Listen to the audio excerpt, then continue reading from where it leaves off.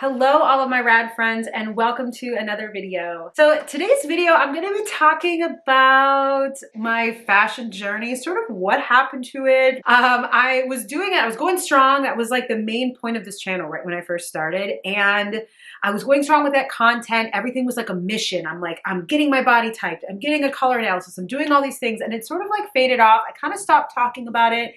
I did one update and then nothing. I mean, and that's fine because my channel doesn't have to have an overarching narrative. I sort of like now that I can just do more of just things that I like that are related to fashion and beauty. But I figured that everyone might want kind of an update because actually a friend of mine asked me about it the other day. She was like, whatever happened to like your fashion journey? So I thought that I would recap that here. So let's just dive right in.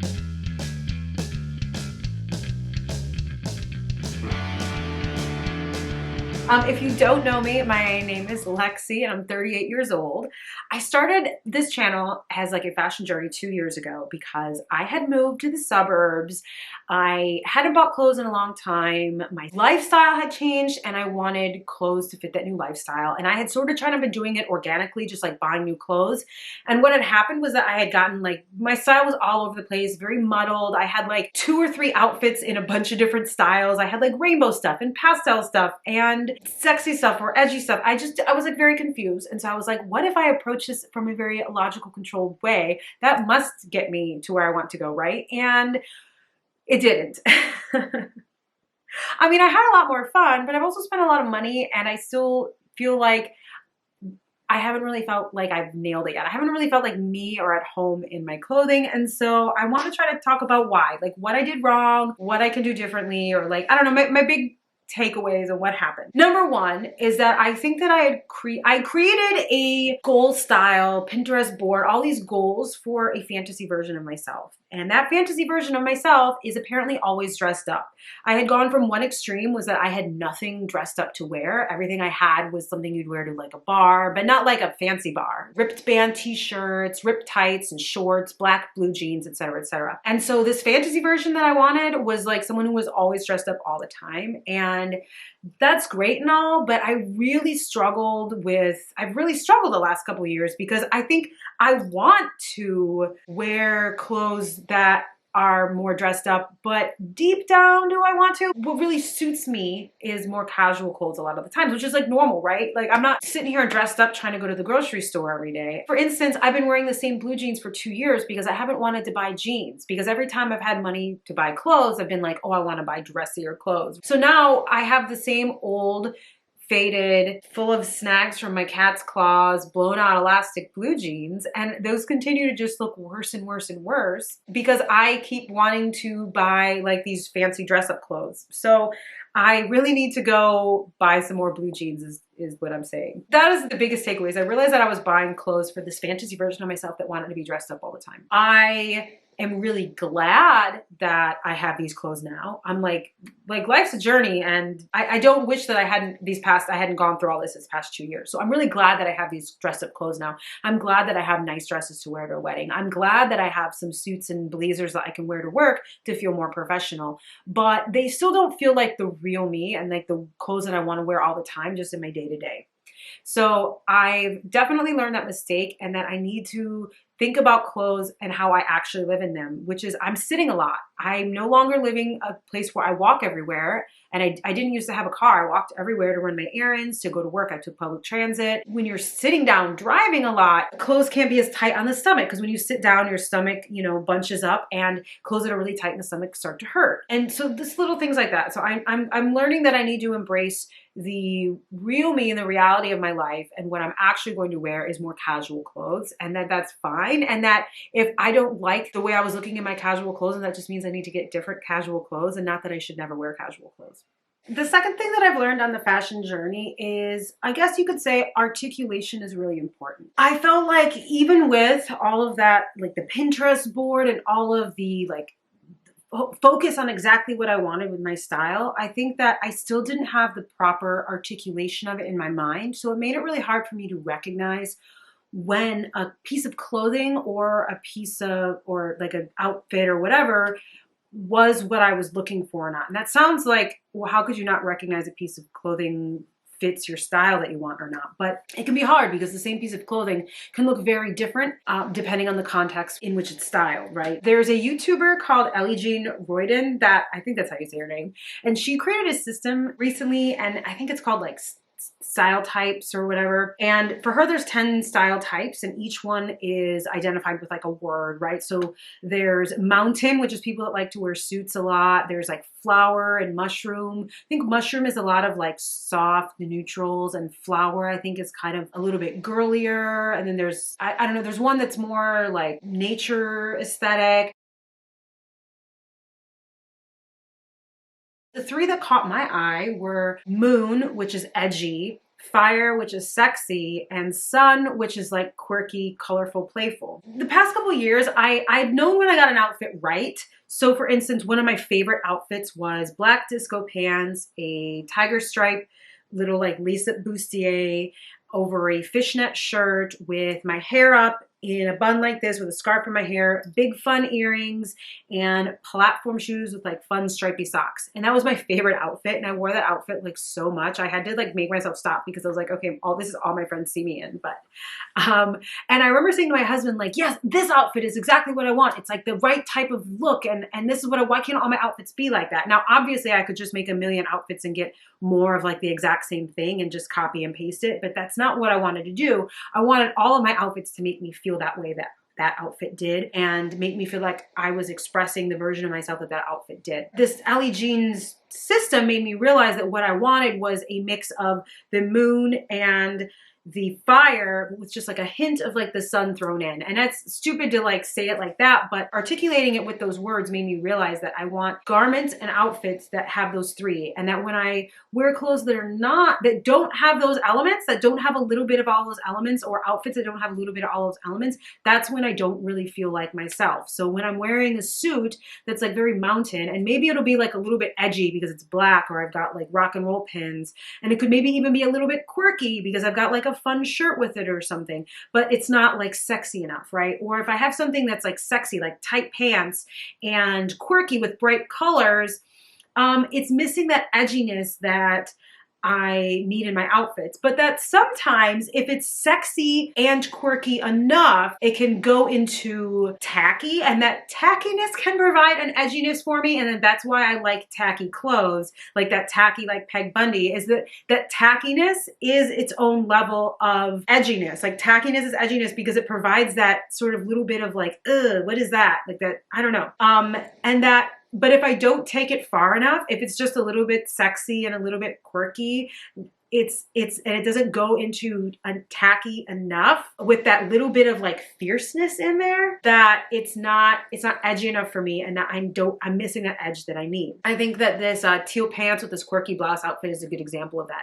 It's like quirky and a little sexy because the pants are, but it's not sexy enough. It's mostly just quirky. And if you have quirky and just not enough sexiness, it can't be tacky. Like the quirky plus the sexy, I think, can make the tacky, and the tacky gives it edginess. But that basically what I'm looking for is that combo, and that I really need to make sure that all my outfits have that combo, or I won't feel like me. And that's awesome, because now that I can finally articulate it like that, I can say to myself, where's the sexy, where's the edgy, where's the quirky?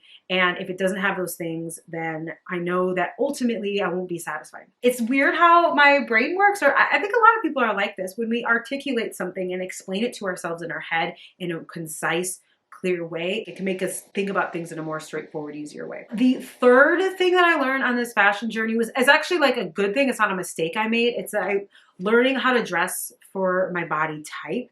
And that's good, but I think that's not like the end all be all. Like I'm really glad that I found the Kibbe Body system, and that I understand now like why some of my outfits work for me. But ultimately, it already told me kind of what I already knew. I didn't need to spend 6 months poring over Kibbe Body types. I already knew that I looked good in like pinup style clothes, but I already know that I don't really want to dress like that. When I dress in those outfits, even though they are sexy and kind of they're more like sexy and quirky, with a tiny bit of edge, with like the skull and devils and stuff, but they're not really my style, and that's okay. I already knew that I looked good in those, but that I don't want to dress like that. I don't know. So I guess that like, I'm really glad that I learned more about my body type, but at the same time, it's not the end all be all. You still have to, it still comes down to style. I'm in a lot of groups for different kitty body types, and ultimately everyone who's like the soft dramatic type, they all end up just trying to dress like that. Like a lot of like wiggle dresses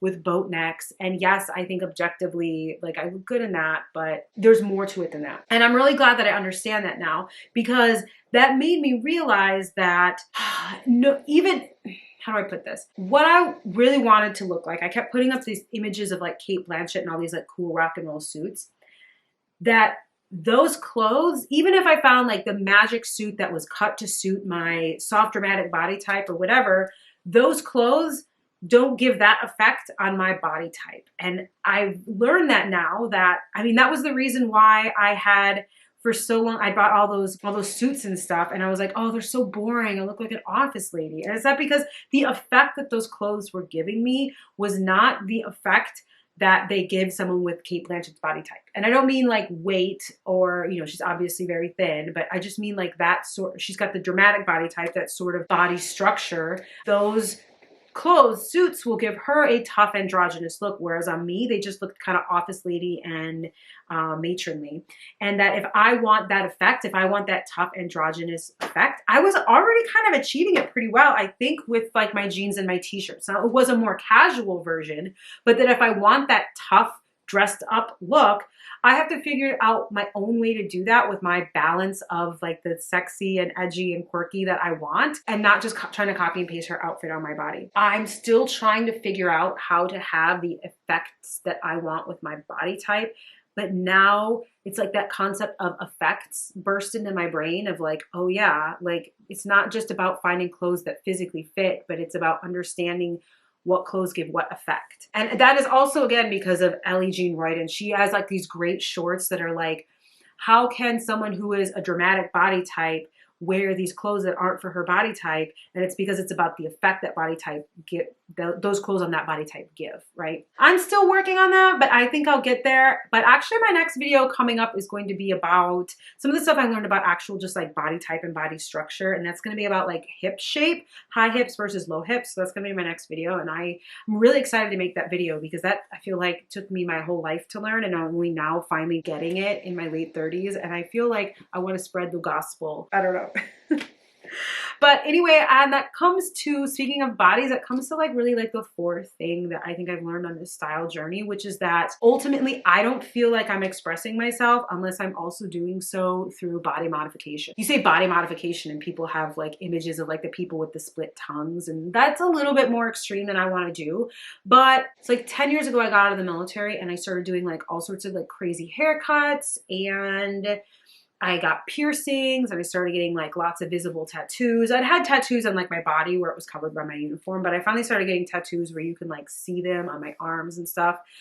And when I moved, like around the time I moved to the suburbs, I started growing my hair out because I wanted a perm. So I stopped dyeing it and stopped just sort of growing it out. I needed it long, so I stopped getting interesting cuts. And I also took out my septum ring because I was having like bad allergies and stuff. And so I think that a lot of that also led to me feeling very lost, feeling like I'd like lost my edge. And I didn't really think about it in terms of that. But already, since realizing that, and I've started doing more stuff, like I dyed these blonde streaks. Not a very good job, I know. If you saw my bleaching my hair and eyebrows video, you know that I got it messed up, but I'm fixing it in the next couple days. But already since doing that, I feel like more myself, because I feel like that helps me put that edge into my clothing without me trying to find clothes that are like edgy. I think I had kind of forgotten that a lot of edginess comes from your personal styling and not necessarily your clothes. And that if your hair and stuff doesn't match, that edginess can come off as like not authentic. I don't know.